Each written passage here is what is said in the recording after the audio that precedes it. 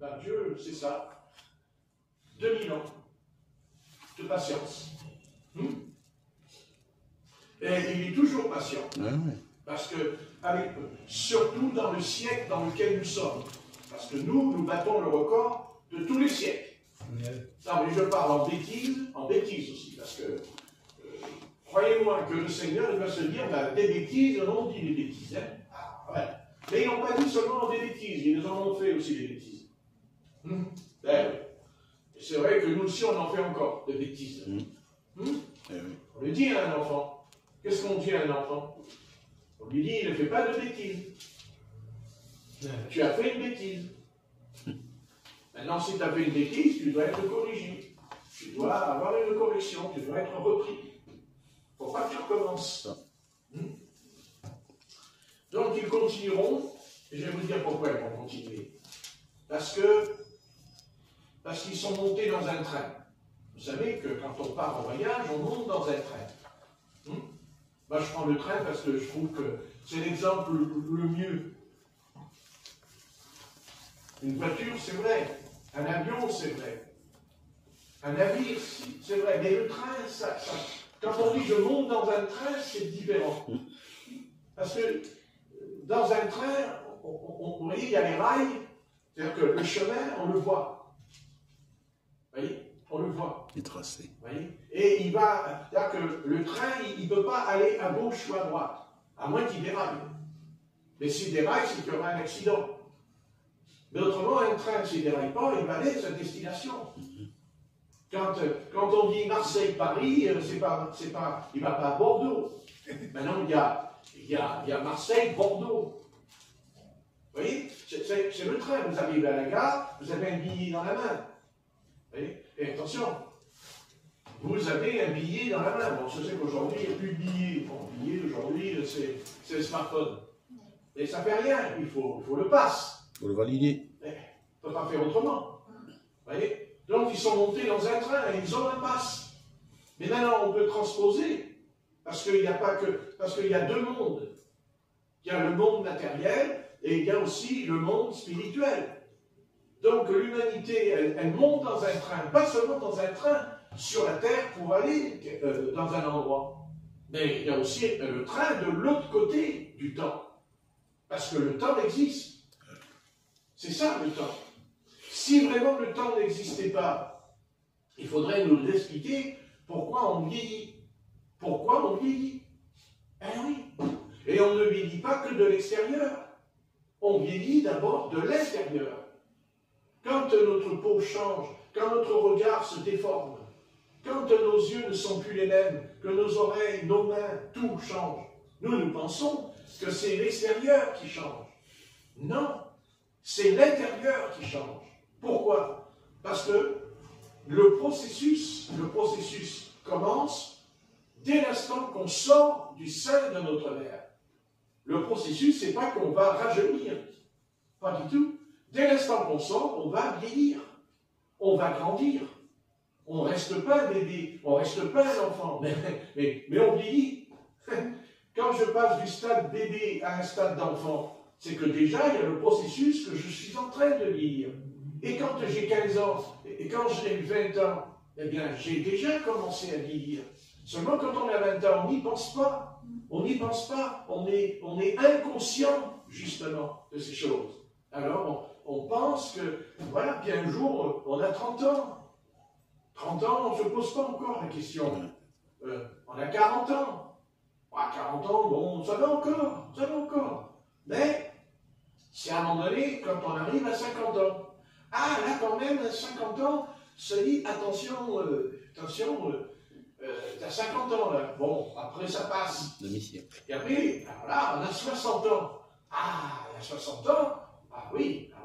Ah, remarquez, on a le gouvernement qui nous donne une consolation. Nous allons avoir la retraite. Ah, je vais avoir la retraite. Je me console. C'est-à-dire, je ne vais plus aller travailler, je vais pouvoir me reposer, je vais pouvoir voyager, partir, me promener, voilà. Mais seulement, vous montez dans le train, vous ne savez pas pourquoi, d'un seul coup, vous avez une crise cardiaque, et vous tombez par terre dans le train. Mais évidemment, quand vous revenez, vous ne revenez pas vivant, vous revenez, non, parce que vous allez revenir quand même. venir. Il y a le cimetière qui vous attend. Vous allez même payer la place à la mairie. Vous voyez, payez votre place. C'est bien ça. Vous travaillez, et puis vous payez votre place au cimetière. Elle vous attend au cimetière. Et ben voilà. Saint-Pierre, vous passez devant, là, vous dites, tiens, c'est le cimetière, oh là là. Le cimetière, je dis, t'inquiète pas, le portail, il est grand ouvert. Un jour, tu vas le franchir, le portail. Ouais, je te le dis, ouais. Là, tu roules en voiture, tu es content, tu passes devant le truc, là.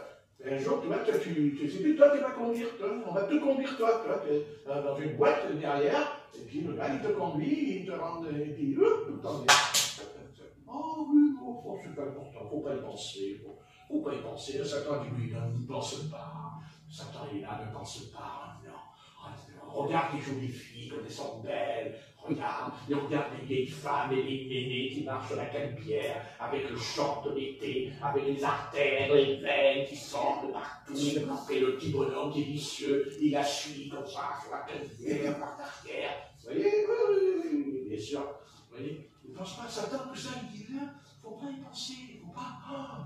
Mais faut pas penser à ça, t'es morose.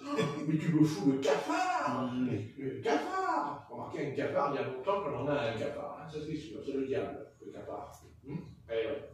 Mais non, c'est parce que la Bible, la Bible ne nous entretient pas là-dedans. La Bible nous entretient où elle prépare justement, elle prépare le voyage, elle prépare le départ. Et oui, et ce départ, il nous concerne tous. Il n'y en a pas un qui échappera. Le problème, c'est qu'il faut bien se préparer. Il faut bien être stable, équilibré. Voilà. Et puis quand le moment viendra, eh bien, il n'y aura ni la peur, ni la terreur. Pas du tout. Ah, pas du tout. Au contraire. Quand vous serez sur le lit, à un moment donné, comme une jeune fille de 14 ans que le pasteur m'avait raconté, il y avait sa fille qui était morte à la timone, hein, et puis d'un seul coup, elle dit, papa, bon, ben, écoute, je te dis au revoir, 14 ans, la môme. Hein, oui, l'église de la Rose. Et elle a dit, papa, je m'en vais. Et elle a dit, d'un seul coup, elle a crié, papa, oh, il y a les anges, j'arrive. Elle a crié dans l'hôpital. Et les anges, elle a crié, les anges arrivent. Et il l'a emmené. Ok, c'est bon. C'est bon. Ben voilà. Oui. Voilà. Bien sûr, il ne faut pas avoir peur. Il ne faut pas avoir peur de la mort. Pourquoi avoir peur? Il ne faut pas avoir peur. Pas du tout. C'est un passage, c'est une transition pour aller de l'autre côté, dans l'autre monde. Mais quel monde? Écoutez, il faudrait quand même se poser la question. Comment ce brigand sur la croix de Golgotha, il est sur la croix avec le Seigneur à côté de lui. Comment cet homme, on ne sait pas grand-chose sur lui, on sait que c'était un voleur, que c'était peut-être même un criminel qui était là sur la croix. Et comment un être pareil qui a vécu dans le mal toute sa vie, et que ça l'a conduit à un châtiment, puisqu'il va être châtié, il est puni. Il est puni, il va mourir, il est puni. Il est crucifié, parce que lui aussi il est crucifié. On a tendance à l'oublier, ça. On pense toujours que c'est Jésus-Christ qui est crucifié sur la croix. Mais pas du tout. Jésus avait 2 hommes à côté de lui, un à gauche et un à droite, et ils sont crucifiés de la même manière. La sentence est la même. C'était la loi romaine. Mais il y a une différence. Et cette différence, c'est que c'est ce qu'il y a en nous. C'est ce qu'il y a à l'intérieur de nous. Et nous savons, et ça n'a pas l'air cette histoire de Golgotha, mais c'est une histoire extraordinaire. Le Golgotha, c'est l'apogée de l'histoire de l'humanité, c'est le destin de l'humanité. La croix du Golgotha, c'est certain. Golgotha, c'est le plus grand enseignement. Personne n'échappe à Golgotha. Aucun homme, aucune femme, même un enfant ne peut pas échapper à Golgotha, au calvaire. Personne n'échappe à cette colline qui est en face de Jérusalem, le mont des Oliviers. C'est là que tout va se mettre en place. Et là, Dieu Dieu s'adresse à tous les hommes. Dieu s'adresse à l'homme. Et il dit à l'homme, à celui qui est à droite, il dit, voilà le salut. Et il dit aussi à celui qui est à gauche, voilà ton salut. Mais choisis ce salut. Ces deux hommes, ce sont deux malfaiteurs. Il n'est pas dit que celui qui est à droite était bon. Il n'est pas dit que celui qui est à droite était un homme droit. Non, c'est un malfaiteur, c'est un voleur, c'est un brigand, c'est un criminel. Mais celui qui est à gauche est un bandit, c'est un criminel, tous les deux. Tous les deux. Mais il y a quelque chose qui va se passer. Et cette chose-là, c'est que justement, et c'est là qu'on va tomber dans le grand mystère de la prédestination. Parce qu'on en a tellement dit des choses sur la prédestination. Tout le monde a sorti sa théorie. Moi, je n'ai pas de théorie. Moi, je demande à Dieu la révélation du mystère de la prédestination. Et la prédestination, c'est qu'en fait, le Seigneur n'a pas dit, toi je te choisis, toi je ne te choisis pas, puisque les deux étaient à côté de lui, puisque les deux, ils avaient la possibilité, tous les deux, de dire oui ou de dire non. N'est-ce pas? Amen. Tous les deux. Mais il y a une prédestination. Et c'est dans cela qu'il y a à comprendre quelque chose de profond dans la prédestination. C'est qu'à un moment donné, celui qui est à droite, eh bien, il va dire, Seigneur, souviens-toi de moi quand tu viendras dans ton règne. C'est lui qui dira, mais lui, il ne mérite pas la mort. Lui, il est innocent, il est juste, il n'a rien fait. Nous avons fait le mal. Mais pas lui, mais l'autre. L'autre est le contraire. Il dit, il est le contraire, il l'insulte. Il insulte, il trouve... Attendez, il est crucifié sur la croix. Il est crucifié au calvaire, le gars. Il a les clous, il a tout ce que vous voulez dans le corps. Et le gars, il arrive à dire du mal sur le Seigneur. Il insulte. Mais vous vous rendez compte? Mais d'où vient cette force qui a pu insulter Jésus-Christ? D'où vient cette puissance démoniaque en lui qui a pu le pousser vous vous rendez compte? Mais aussi, on va poser une question. À votre avis, quand le Seigneur dit à celui, quand celui lui a dit, souviens-toi de moi, quand tu viendras dans ton règne, le Seigneur lui répond, aujourd'hui même, tu seras dans le paradis avec moi. Et oui, tu seras avec moi dans le paradis. Et ça, c'est-à-dire qu'il est dans le paradis avec le Seigneur, pas parce que, c'est pas seulement le fait que lui, il a dit, souviens-toi de moi, mais c'est parce que c'était un fils de Dieu. C'était un fils de Dieu. Amen. Voilà. Si, et l'autre, ce n'est pas un fils de Dieu. C'est le fils du diable. C'est un fils du diable. Il appartient au diable. Il est avec le diable. Si, mais ça ne veut pas dire que tous les deux étaient des voleurs. Tous les deux, ils étaient mauvais. Tous les deux, ils étaient méchants. Vous voyez ce que je veux dire? Mais à un moment donné, survient le grand mystère de tous les mystères de Dieu. C'est qu'à un moment donné, celui qui va dire « Seigneur, Seigneur », ah, pourquoi? Parce que c'est un fils de Dieu. Parce qu'il a la semence de Dieu en lui. Eh oui. Vous voyez le déclic? Il a pu. Autrement, il ne pouvait pas. Amen. Il ne pouvait pas. Vous voyez?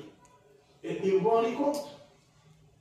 Quand je parle de l'au-delà, quand je parle de la vie éternelle, quand je dis qu'il faut se préparer à mourir, que je raconte? Le pasteur il nous dit qu'il faut se préparer à mourir. Mais j'insiste, nous devons nous préparer à mourir. Oh, c'est pas possible ce que tu racontes. Ah ben je suis désolé pour vous, si vous n'êtes pas prêts, c'est important pour vous. Alors préparez-vous.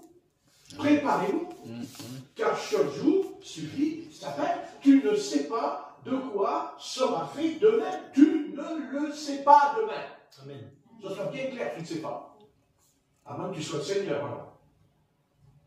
Tu ne sais pas. Donc, au travers de la croix de Golgotha, au travers de cette, vous voyez, de cette scène, parce que c'est une scène, vous voyez, comment expliquer, c'est une scène de théâtre. C'est un théâtre, la croix du Calvaire. C'est une scène de théâtre, de représentation de quelque chose de très important pour dire à l'humanité que le choix là, dans ce choix-là, c'est que après, quand tu pars, le Seigneur, lui aussi, il s'en va. Il dira, tout est accompli. Et il remet son esprit entre les mains du Père Céleste. Et a dit, Père, vous voyez, il rend la chose. Mais Jésus de Nazareth, le Fils de l'homme, il s'en va. Mais il sait où il va. Il sait où il va. Amen. Il le sait. Et il y a là deux âmes. Il y a deux âmes. Et elles vont aller soit avec lui, ou elles partent sans lui. Et là où elles iront, c'est parce que soit elles ont dit à nos seigneurs, voyez, souviens-toi, c'est profond, souviens-toi. Quand il a dit souviens-toi, c'est parce qu'il savait qu'il était perdu. Autrement, il n'aurait pas dit souviens-toi. Vous voyez, il y a une interrogation pour lui. Il ne dit pas oui, je serai avec toi. Non, il dit non, souvenir. Souvenir. Rappelle-toi Jésus. Rappelle-toi de moi. J'étais à côté de toi. J'étais là avec toi, à côté de toi, à la croix. Mais souviens-toi. Souviens-toi, je suis un homme pécheur. J'ai péché contre le Seigneur. J'ai mal agi contre ton Père Céleste. Mais je sais qui tu es. Moi, je sais. Tu es le Sauveur. Amen. Tu es là pour me sauver.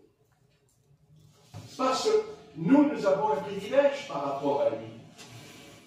Nous avons toute une vie pour être sauvés. Nous avons toute une vie pour se repentir. Mais pas lui. Lui, il va mourir, il s'en va, il quitte la terre. Hein. Le gars, c'est réglé. Non, excusez-moi, il a la montre là. Hein. Pas comme nous. Pour lui, c'est réglé. Donc, il va partir. Mais quand il va partir, il va arriver de l'autre côté. Mais de quel côté il va aller? À gauche ou à droite? De quel côté il va aller? C'est-à-dire vers la perdition? C'est-à-dire qu'il va descendre dans les régions inférieures de la terre, il descend, son âme, elle va descendre, et dans quel état il est?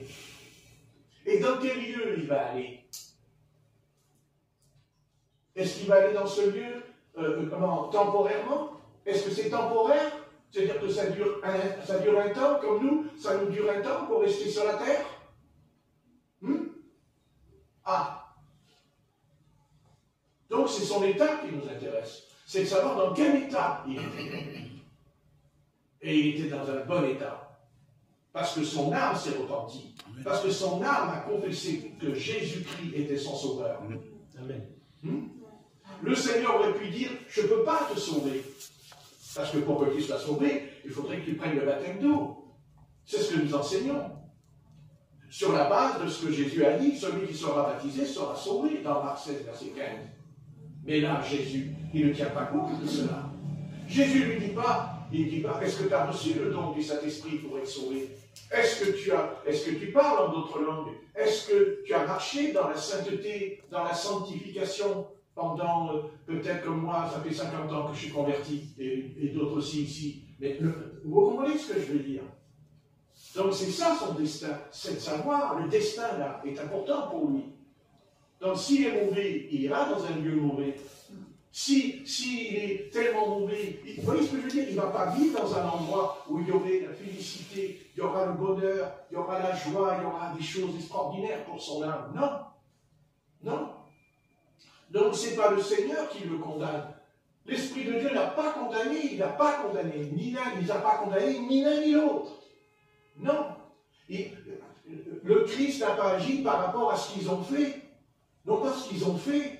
Bien sûr qu'ils ont fait, c'est mal puisqu'ils sont punis. D'accord, c'est pas puni. Mais par contre, Jésus, il est puni, il n'a rien fait. Par contre, alors là, lui, il n'a rien fait, mais il est puni quand même. Mais nous savons pourquoi il est puni. Nous savons que Jésus est une victime expiatoire. Jésus n'est pas victime de la décision de Pilate. Pilate, il lui a dit, sais-tu pas que j'ai le pouvoir de te relâcher? Le maître lui répond, tu n'as aucun pouvoir. Tu n'as aucun pouvoir s'il t'a été donné d'en haut. C'est-à-dire de son Père Céleste. Amen. Vous voyez ce que je veux dire? Donc, voilà, Jésus-Christ, lui, il va mourir de lui-même. C'est lui qui décide. C'est lui qui décide. C'est lui qui dit, mon heure est arrivée. C'est lui qui dit, mon heure n'est pas arrivée. C'est lui qui décide. Dans le jardin de Gethsémani, quand il prie, il dit, Père, s'il était possible, éloigne cette coupe de moi. Vous voyez? Vous voyez que Jésus prie. Vous voyez que Jésus, en Gethsémani, il n'a pas vu qu'il était crucifié. Mais il l'a vu, il était prophète. Il savait tout ce qu'il avait. Et à un moment donné, il a dit, Père, pas ce que je veux, mais ce que tu veux, il a dit. Ce que tu veux. Et là, Satan, il est vaincu. Satan, il est vaincu dans le jardin de Gethsémani. Ce n'est pas à la croix seulement qu'il a été vaincu. Non. C'est dans le jardin. C'est quand Jésus est à genoux dans le jardin. C'est là que Jésus a vaincu Satan. Ah oui? Et comment il a vaincu? C'est ça. Eh bien, il l'a vaincu. Ça veut dire que Jésus, il n'a jamais cédé. Il n'a jamais remis sa volonté entre les mains du diable. Voilà la vérité. Sa volonté. Il a gardé sa volonté, sa propre volonté. Il a dit non, il a dit. Il aurait pu. Il a dit. Il a même prié, Père, si tu pouvais m'éloigner cette tragédie que je vais vivre. Mais il s'est repris. Il s'est repris parce que le larron qui était à droite n'aurait pas été sauvé. Pas plus que nous ne serions sauvés ce soir. Pas plus que nous ne serions délivrés de cette puissance démoniaque et diabolique. N'est-ce pas? Cette puissance démoniaque. Regardez ce monde, il est rempli de puissance démoniaque. Il est démoniaque. Il est démoniaque, ce monde. Je ne parle pas de... Je pourrais employer le mot satanique. Mais non. Tout le monde n'est pas... Tout le monde ne vit pas dans le satanisme. Ça, c'est autre chose, le satanisme. Ça, c'est des sectes diaboliques terribles avec le diable. Non, mais nous sommes tous démoniaques. C'est sûr. Ah oui, c'est sûr. Quand nous sommes venus au monde, nous avons reçu un démon en nous. Et nous avions un démon en nous. C'est certain. Et pour d'autres, ça les conduit en prison, d'autres, ça les conduit à être des meurtriers. Tout le monde n'est pas meurtrier, évidemment. Mais tout le monde a menti, par contre. Ça, n'est-ce pas? Oui. Voilà.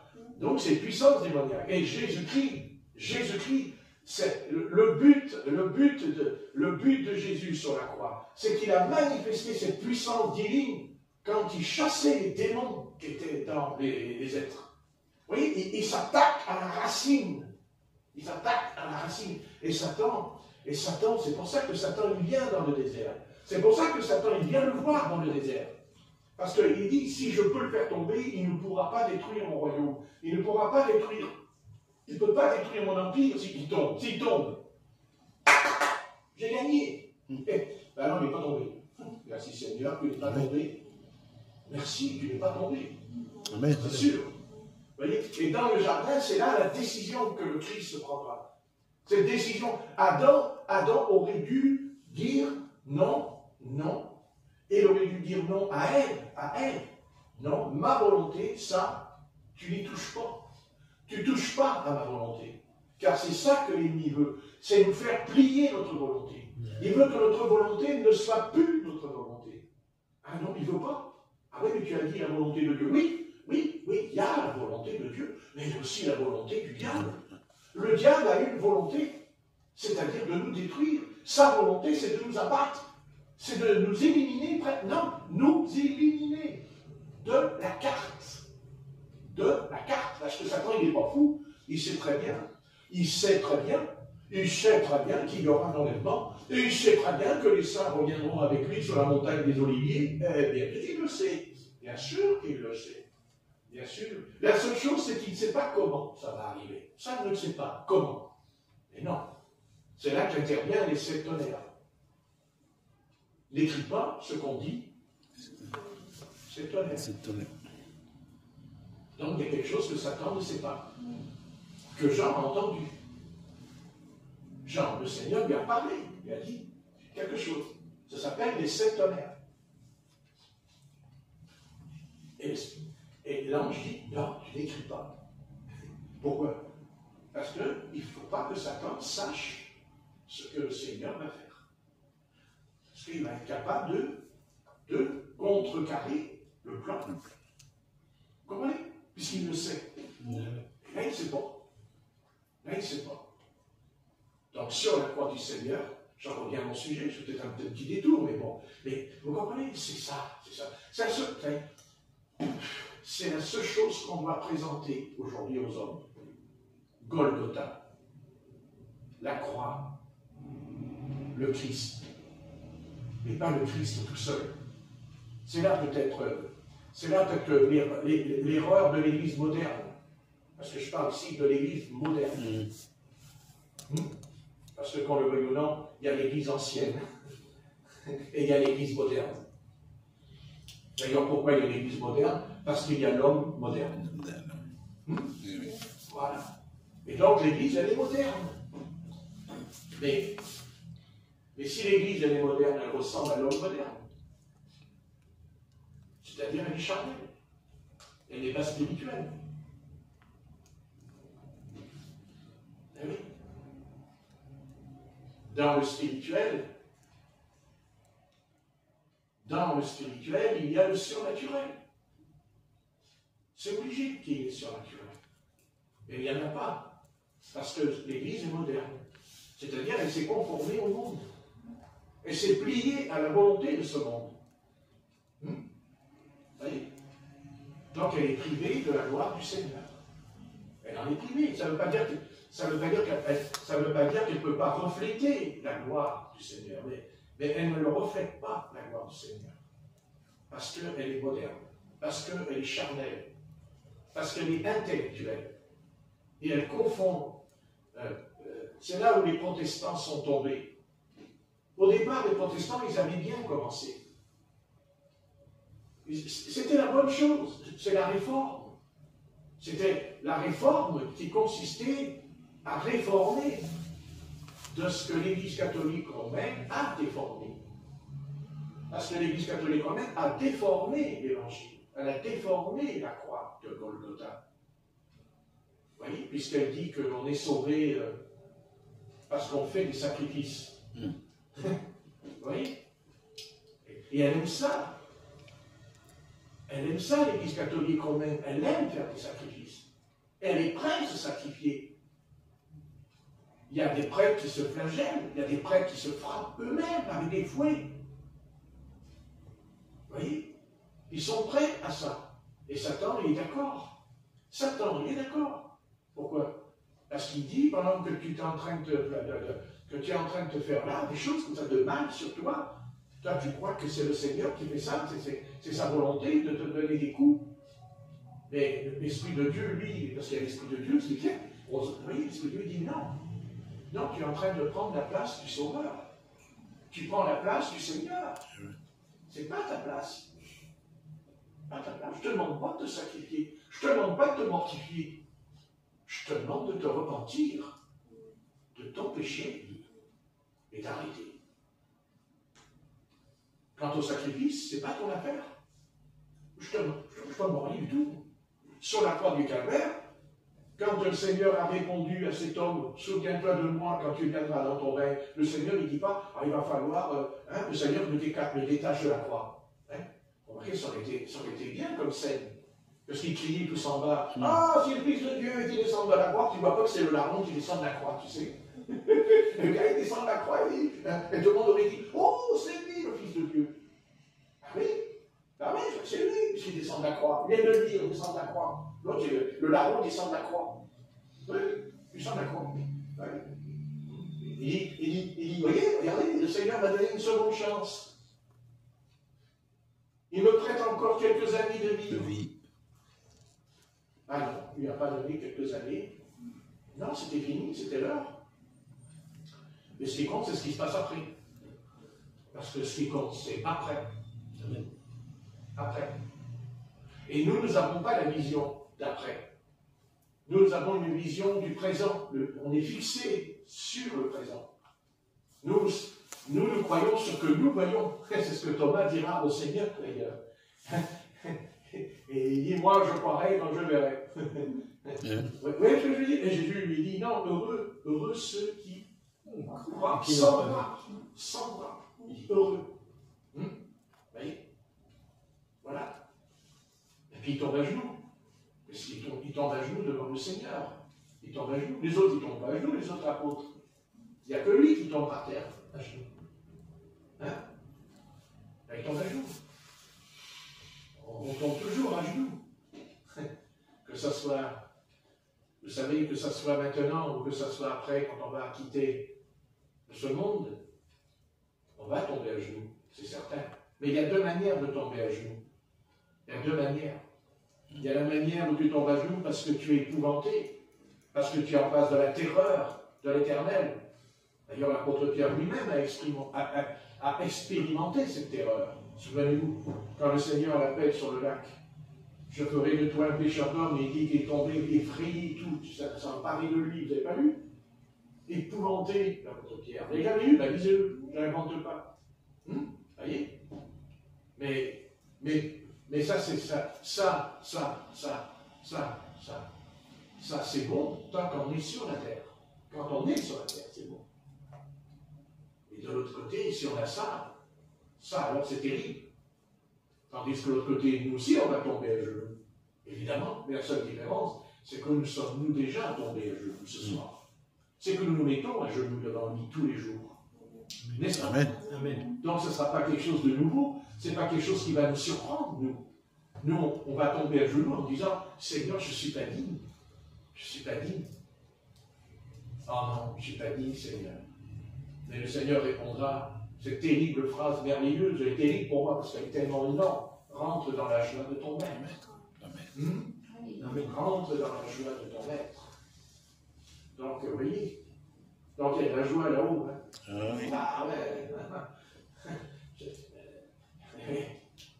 Vous comprenez? Il y a de la joie. Même les anges, ils sont joyeux quand on est sauvé. Amen. Oui. Bon, mais bon, les anges sont joyeux et nous, on ne serait pas joyeux alors. Hein? Puis on va arriver dans le ciel, on va arriver dans le ciel. Mon fils mort, je ne reverrai plus mon père, je ne reverrai plus ma grand-mère. Les anges vont dire, Alléluia, Alléluia, allez, comment aller dans le ciel, l'autre, le pécheur. Je rigole de la main.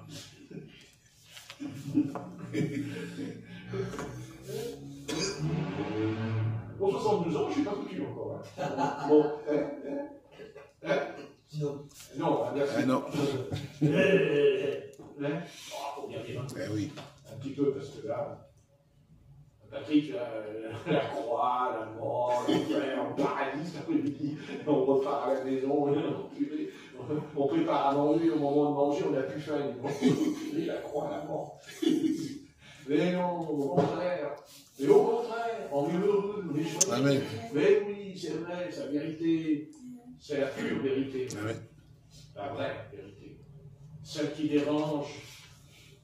dérange l'humanité, n'est-ce pas? Voilà. Et derrière ces deux hommes sur la croix, il y a tout un avenir, parce qu'il y a l'avenir. On pense qu'il n'y a plus d'avenir.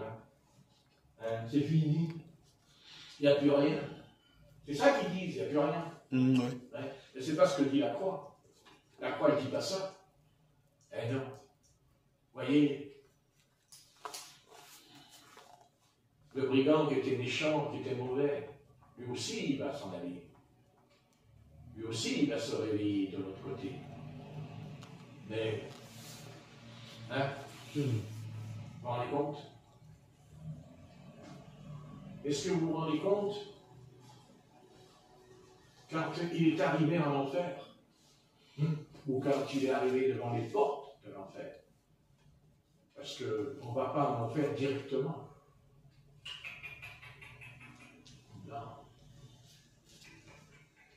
Non. Quand on décède, on va sur le chemin dans lequel nous avons marché avant de partir. Car vous restez toujours sur le même chemin. Il n'y en a pas d'autre. Tu es sur ton chemin.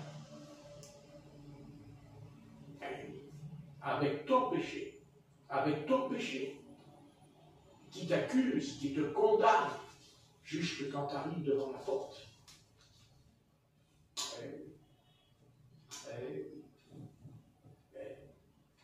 Et la porte s'ouvre. Et là, le Seigneur il dit, c'est là que tu vas. Mais ça ne veut pas dire qu'il n'y a pas des cris. Ça ne veut pas dire qu'il n'y a pas des hurlements de l'âme. L'âme doit être dans la terreur, puisqu'elle entend derrière la porte. Parce qu'elle entend derrière la porte, les âmes. Peut-être qu'ils entendent même la famille, parce qu'ils reconnaissent la voix de leur famille. C'est sûr. Et qu'en est-il après de l'autre côté? Quand vous avez, admettons, tué quelqu'un, et que la personne, elle est dans cet endroit, qu'est-ce que vous croyez qu'elle fait? Elle vous salue, bonjour, qu'est-ce que tu viens foutre ici, toi? Non, ce n'est que vengeance, ce n'est que haine, que la haine, sans cesse, la haine, la vengeance. Ça doit être personne ne peut décrire réellement cet endroit. Il n'y a que le mot qui nous fait réfléchir, c'est ce mot, l'enfer. Avec le mot, on se dit, ça ne doit pas être très joyeux dans cet endroit, n'est-ce pas? Et quand on dit le paradis, le mot, on pense à quoi? Aux anges? On pense à la paix. Le mot, quand on dit le mot. Vous voyez, le Seigneur du ciel et de la terre a permis ces deux mots pour sauver l'homme, pour sauver l'âme. Il a permis ça, l'enfer, le paradis, les deux mots. Hein? Même quelqu'un qui ne croit pas, vous lui dites l'enfer. Même quelqu'un qui ne croit pas, il peut dire que quelqu'un qui est méchant, il va aller en enfer. Oui. Ah, et pourquoi on dit ça? Pourquoi? Voyez? Et voilà le chemin. Et l'autre, il descend. Il va descendre. Et il descend. Les régions inférieures de la terre. Les régions invisibles. Mais elles ne sont pas vides. Il n'y a pas que des cailloux. Il n'y a pas que des rochers. Au fond, il y a le feu. Le feu. Mais je ne parle pas du magma. Je parle du feu spirituel, la flamme spirituelle. Qu'est-ce que dit l'apôtre Paul? Que celui qui brûle, celui qui brûle, c'est la flamme. Vous voyez? Non, mais. Vous voyez? Ça, c'est pour les fornicateurs, ça. La flamme, c'est pour les fornicateurs. La fornication. Bien sûr. Vous voyez? Eh oui. C'est pas que la mort c'est pas que la mort qu'il y a sur la croix au sujet de celui qui est mauvais. C'est après où il va passer l'éternité. Parce que nous parlons d'éternité, les amis. Oui. Puis il y a l'autre chemin. Mais celui-là, il monte. Tu montes parce que notre Seigneur, il est en haut. Amen. Il n'est pas en bas. Il a été en bas. Il a été pendant 3 jours. Mais il remonte. Il ne reste pas. Car tu n'as pas permis que ton sein voie la corruption. Ah ouais. Mais il ne remonte pas tout seul. Il ne remonte pas tout seul. Il a remonté avec ses fils. Il a été chercher ses fils. Ah oui. Comme il a sauvé ce fils qui était à droite, il va chercher ses fils. qui sont dans le séjour des morts. Mais attention, ne commettons pas l'erreur que font beaucoup de théologiens et de pasteurs, que le Seigneur Jésus aurait été en enfer. Jésus-Christ n'a jamais été en enfer. C'est faux. Dans le séjour des morts. Dans le séjour des morts, qui était coupé en deux. Séjour des bienheureux. Le séjour des bienheureux. Exactement. Eh oui. Et oui, parce qu'on ne pouvait pas rentrer dans le paradis dans l'Ancien Testament. On ne pouvait pas rentrer. Il fallait l'expiation, il fallait le sang. Le sang pour effacer le péché. Oui. Et la porte s'est ouverte, la porte du paradis s'ouvre. Parce que c'est Jésus qui l'ouvre. Il l'a dit dans l'Apocalypse. J'ai les clés du séjour des morts. J'ai les clés. Ah oui. Et ce sera pareil pour nous. On arrivera devant la porte. Ah oui. Et, oui. Et la porte est fermée. Mais le Seigneur a la clé. Et il va mourir. Ah oui. Et oui. D'ailleurs, c'est pour ça qu'il dit, je bâtirai mon église, qui est en rapport avec ça. Car il dit, les portes du séjour des morts ne prévondrent point contre elle. Vous voyez? Porte du séjour des morts. Et oui. Ah oui. Séjour des morts. Ah oui. Dans l'Ancien Testament, il le savait. D'ailleurs, il le savait, puisque l'Éternel a dit à Salomon au sujet... non, c'est David qui dit à Salomon au sujet de celui qu'il avait insulté. Il a dit, David, tu le feras mourir. Il a dit, tu le feras descendre, le texte dit, tu le feras descendre dans le séjour des morts. Oui, celui qui a insulté David, vous savez. Amen. Il dit à Salomon, il lui a dit qu'il devait mourir, il a dit, tu le feras. Il lui a dit, tu n'attendras pas qu'il ait les cheveux blancs, dit le texte. Vous voyez? Ah oui. Là, dans l'Ancien Testament, hein, c'est dur. Hein? Oh, c'est dur quand même. Hein? Le Seigneur a demandé à Salomon de faire descendre son âme dans le séjour des morts. Vous vous rendez compte de la responsabilité qu'il a eue, Salomon? Et il l'a fait. Il a obéi, il a pris l'épée et tout. Ah oui. Ah, vous voyez, on pourrait dire, tu le tueras point. Ah. Hein? Oui, mais en fait, tu n'assassineras pas. Voilà, oui, oui. Merci, Corinne. Ouais. Non, mais elle a raison. C'est pas pareil. Non, vous voyez comme quoi? Vous voyez les passages? Ouais. Vous voyez? Ah oui, c'est... Ah oui. Voilà. Bon, on va arrêter parce que les 6 heures, vous pouvez rentrer quand même. Enfin, j'espère que vous pouvez rentrer. Vous ne pouvez pas rentrer pour rester là, si vous voulez. Mais je vais vous remplir la tête, hein, je vous préviens. Moi, je suis capable de continuer. Ah oui, oui, non, c'est sûr. Mais bon, laisse tomber. Le cas d'escalier, ça peut te calmer, toi, je te le dis. Hein. Ça peut te calmer. Ça peut te calmer. Alors, vous allez dire pourquoi j'ai voulu qu'on lise. Oui, c'est vrai, oui, voilà, c'est ça.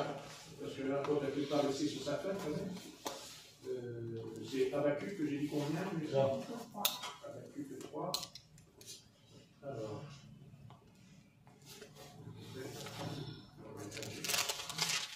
Alors, Habakkuk 3. Attendez, hein. Ah voilà. Vas-y, Corinne.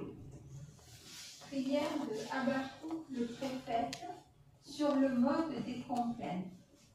Éternel, j'ai entendu ce que tu as annoncé. Je suis saisi de crainte. Accomplis ton œuvre dans le cours des années, ô Éternel. Dans le cours des années, manifeste-la. Voilà.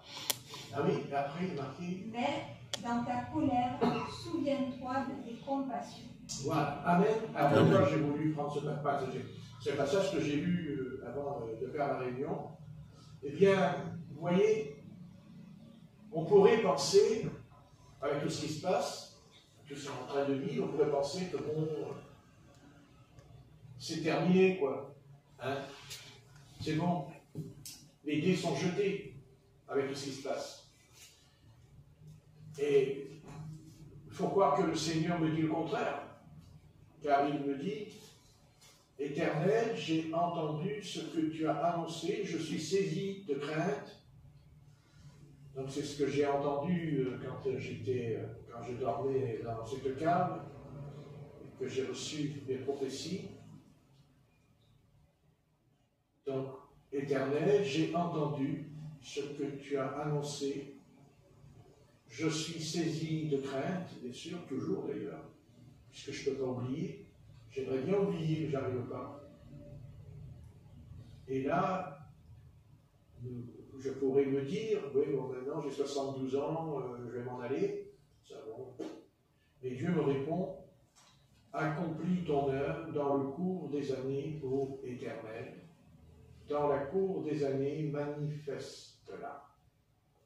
Donc ça veut dire que Dieu n'a pas dit encore son dernier mot. Parce qu'il nous dit qu'il y a, au cours des années, il y aura une œuvre qui se fera, si l'on lit attentivement. Oui. Donc ça veut dire que Dieu accomplira, et que ce réveil qu'il m'a promis aura lieu. Il aura lieu. Donc, au cours des années, ça veut dire qu'il y a encore quelques années, il faut croire qu'il y aura encore quelques années, je vais rester. Parce que tant que cette œuvre n'est pas accomplie, je ne peux pas encore partir, puisqu'il m'a annoncé ce qui va arriver, ce qui va se passer dans ma vie. Amen. Eh oui. Il n'y a pas. Comment voulez-vous que Dieu pouvait mieux me répondre cet après-midi à ma question que j'avais? Vous voyez? Et regardez, mais dans ta colère, souviens-toi de tes compassions. Ça veut dire que la colère du Seigneur va éclater, mais en même temps, il aura encore compassion. Cette compassion qu'il a eue pour le brigand qui était sur la croix à sa droite. Parce que quand ils meurent tous les deux, c'est aussi la colère de Dieu, c'est le jugement de Dieu qui est tombé sur eux. Mais Dieu a eu compassion. En tout cas, il y en a un, il a reçu la compassion. Dieu a eu compassion de lui. Donc, voilà, restons sereins. Restons sereins et Éternel, j'ai entendu ce que tu as annoncé, je suis saisi de crainte, accomplis ton œuvre dans le cours des années, ô Éternel. Accomplis ton œuvre. Alors nous devons prier pour que cette œuvre qui consiste dans la croix du Calvaire, ce message qui s'adresse à l'humanité tout entière, quelle que soit la race, quelles que soient les origines de l'homme, le message, d'ailleurs c'est le seul message qui est le message. Vous savez, Satan a toujours voulu faire un message à côté du message. C'est ça qu'il a fait. Non, il n'y a pas deux messages, il n'y en a qu'un. Il n'y en a qu'un message. Il est clair. Accomplis ton œuvre dans le cours des années. Pourquoi? Parce que tu as compassion. Malgré tout ce qu'ils font, eh bien Dieu a quand même encore compassion ce soir. Et nous devons prier dans ce sens. Prier dans ce sens. Eh oui. Nous n'avons pas cette qualité d'avoir compassion quand on nous fait du mal. Mais pas Dieu. Pas Dieu. Voilà. C'est-à-dire qu'il se met en colère, c'est écrit, la colère. Mais dans cette colère, Dieu se ressaisit, il se reprend lui-même, vous voyez. Et il dit, oui, mais, ok, je vais t'envoyer balader, mais, et après? Et après, ils vont se convertir pour autant? Peut-être pas, ils vont devenir pire. Pire. Eh oui. Car dans la colère de Dieu, on peut être pire aussi. On peut être son pire ennemi. À cause de ce qui nous arrive, de ce qui nous tombe sur le coin de la figure. Parce que nous supportons la colère de l'amour. Nous savons que Dieu parce que tout le monde ne supporte pas l'amour. Tout le monde ne supporte pas l'amour du Seigneur. Ah non. Ah non. D'ailleurs, sommes-nous capables de nous laisser aimer par le Seigneur? Sommes-nous capables de nous laisser aimer par lui? C'est notre histoire. On est plus apte à accepter la colère du Seigneur en nous. On est capable d'accepter, de vivre même, et de vivre l'amour, de se laisser vivre, se laisser transporter par son amour en nous. Amen. C'est en tout cas, c'est ce que l'apôtre Paul avait compris. D'ailleurs, même l'apôtre Pierre, la question lui a été posée d'ailleurs par le Seigneur. Parce que le Seigneur, il traverse le mur. Ah, on est con, il traverse le mur. Et du coup, il dit à Pierre, on est con, il dit, m'aimes-tu? Il traverse le mur, puis il dit, m'aimes-tu? Il n'a pas dit à tout le monde. Il n'a pas dit à tout le monde. Non. Il l'a dit à Simon-Pierre. M'aimes-tu? M'aimes-tu vraiment? Il a dû se rappeler ce qu'il avait fait quand même. Quand il a renié 3 fois, il a dû se rappeler quand même à ce moment-là. Et il lui a répondu, tu sais toutes choses. Tu sais toutes choses. Toutes choses, ça veut dire, tu sais ce que j'ai fait. Je sais ce que j'ai fait. Mais tu sais que je t'aime. Je t'aime moi-même. Oui, je sais. Voyez, le salut, la repentance, le baptême dans cet esprit, les dons spirituels, la sanctification, ce sont des vérités qu'on appelle la foi. Comme on dit, la détachée, la foi. Mais que reste-t-il après être capable même de posséder, je crois, les 7 vertus? Les 7 vertus, l'apôtre Pierre parle des 7 vertus, n'est-ce pas? Une vertu, j'en rajoute une autre, mais pour en rajouter une autre, il faut que déjà j'ai la première, pour atteindre la deuxième et la troisième. Vous voyez? Mais on peut inverser les rôles dans le domaine du péché. Parce que le péché, c'est pareil, un péché, un autre péché, mais encore plus violent, plus puissant, plus terrible, dans l'homme, dans l'humanité, on va dire, dans le monde, n'est-ce pas? Voilà, donc le Seigneur nous dit ce soir, je pense que c'est sa parole qui a raison, il dit, ranime ton œuvre, fais que ton œuvre s'accomplisse, manifeste.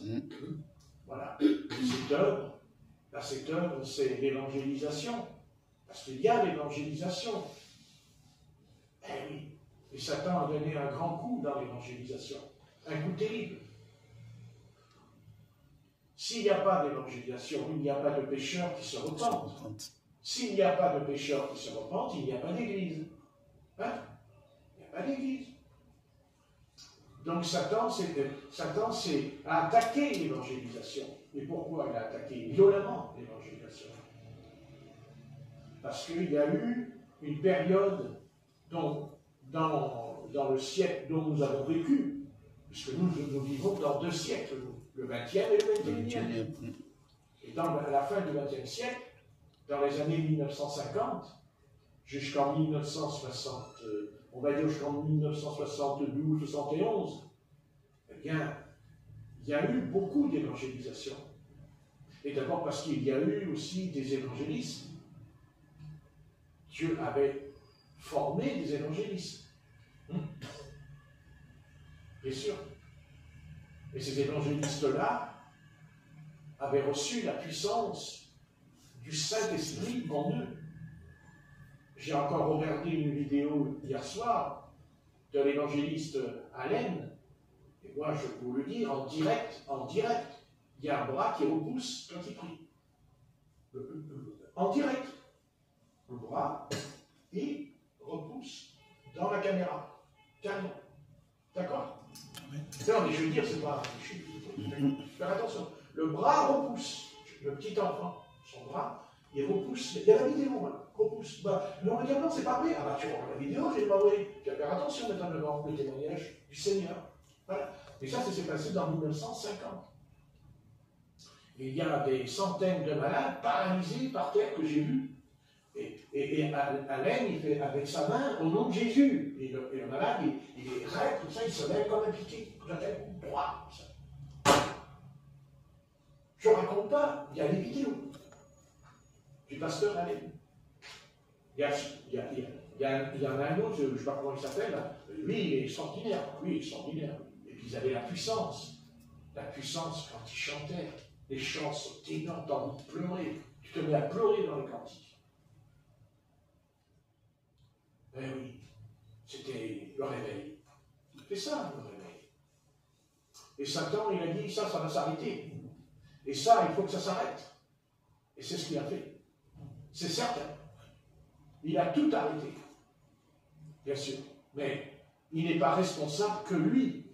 Il y a une part de responsabilité aussi à ces pasteurs que j'ai revus plus tard, parce que j'ai revu des vidéos de ces pasteurs, quand ils avaient 70 ans, 80 ans, 90 ans, je les ai revus. Mais quelle tristesse de les voir. Ils sont tombés dans la mondanité, ils sont tombés dans l'argent, dans la richesse, alors qu'au départ, quand ils avaient 30, 40 ans, oh, fallait voir, c'était merveilleux. Vous voyez? Donc Satan a attaqué l'évangélisation. Ben oui, parce qu'il n'y a pas d'évangélisation, il n'y a pas d'église. Quand on évangélise, on ouvre une église, c'est ce qu'a fait l'apôtre Paul. N'est-ce pas? Amen. Correct? C'est ça. Il évangélise et il ouvre une église. Voilà. Mais aujourd'hui, il n'y a pas d'église qui s'ouvre. Pas du tout. Ah oui. Mais on vient de le lire. Qu'est-ce qu'on vient de lire? Ton œuvre. Accomplis ton œuvre. Amen. Dans le cours des années. Hein? Accomplis ton œuvre. Donc s'il y a des vidéos, ben, je peux vous les montrer, ça ne me dérange pas. Je mets la télé là, puis je vais vous le montrer, moi. Quand vous verrez ce qui se passe. Peut-être qu'il y en a qui vont être guéris dans la pièce, à savoir, moi, que peut-être qu'ils vont être guéris carrément en voyant des yeux la gloire du Seigneur qui se manifeste sous la tente. C'est sous des tentes que ça se passe, la gloire de Dieu. C'est des grandes tentes comme ça. Il y a des centaines de bus qui se garent avec des gens qui descendent des bus, avec des brancards. À un moment donné, il y a tous les gens couchés par terre, avec des brancards partout.